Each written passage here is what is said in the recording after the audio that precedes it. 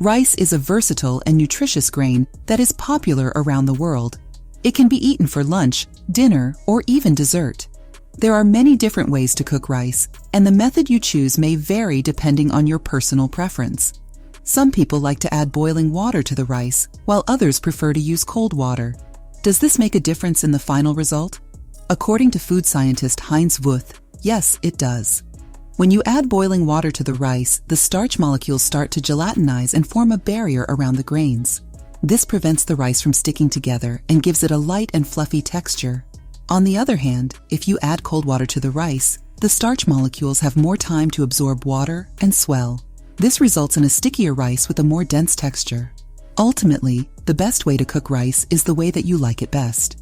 If you prefer light and fluffy rice, use boiling water. If you prefer stickier rice, use cold water.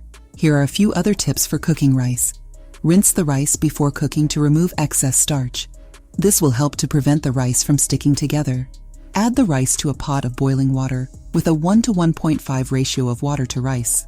Cover the pot and cook over medium heat for 15 to 20 minutes, or until the rice is cooked through. Fluff the rice with a fork before serving. If you want to add flavor to your rice, you can fry it in a little bit of oil with some garlic and/or onion before adding the water. If you accidentally burn the rice, don't worry, there's still hope. Immediately immerse the pot in cold water to stop the cooking process. Then, transfer the rice to a clean pot and cook it as usual. If your rice is too wet, you can drain it and then pass it through boiling water. Add butter, cover, and bake in a hot oven until serving time.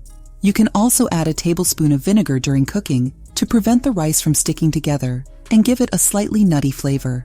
I hope these tips help you cook perfect rice every time.